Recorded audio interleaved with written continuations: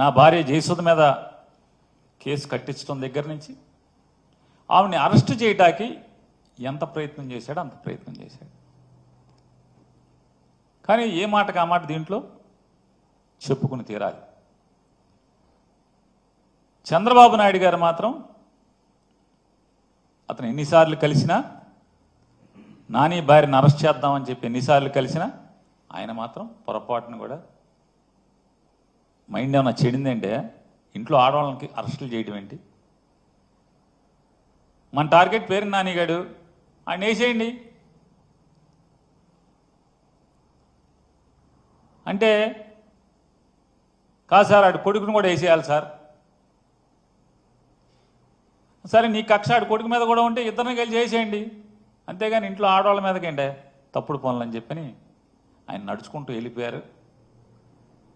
ఇది అధికారులు ఉన్నారు సాక్ష్యం, ఎమ్మెల్యేలు ఉన్నారు సాక్ష్యం. టీడీపీ ఎమ్మెల్యేలు కొంతమంది ఉన్నారు, అధికారులు కూడా ఉన్నారు. నాదెండ్ల మనోహర్ గారు కూడా పక్కనే నుంచుని ఉన్నాడు ఈ కాన్వర్సేషన్ జరిగినప్పుడు. తప్పే ఉంది. రాజకీయ వైరం మాకు చంద్రబాబు నాయుడు గారికి ఉంది, కానీ ఆయన హుందాగా ప్రవర్తించినప్పుడు చెప్తాం తప్పే ఉంది. ఇవాళ రాజకీయ కక్ష లేదని మాట్లాడతారు.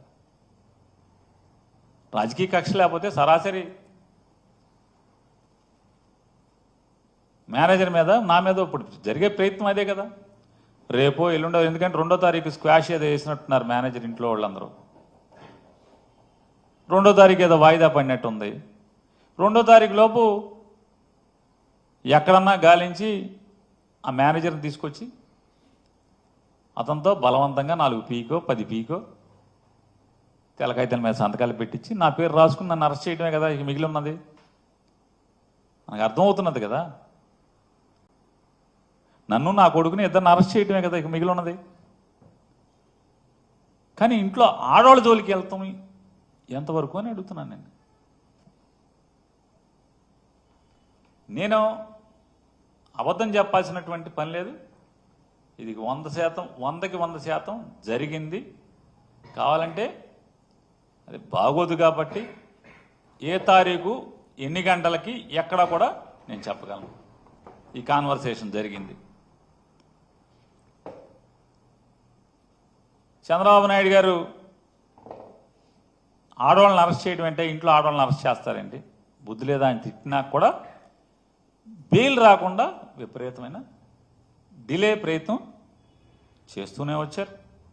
13వ తారీఖున బెయిల్ పిటిషన్ మూవ్ చేస్తే ఉద్దేశపూర్వకంగా పీపీలని మార్చి, పీపీలని సెలవులు పెట్టించి 27వ తారీఖు వరకు, అది కూడా బలవంతంగా జడ్జి గారు నేను ఎట్టి పరిస్థితుల్లో వాయిదా ఇవ్వను, ఇవాళ చేసేస్తాను అని చెప్పిన తర్వాత 27వ తారీఖు చేయాల్సిన పరిస్థితి వచ్చింది. అలాగే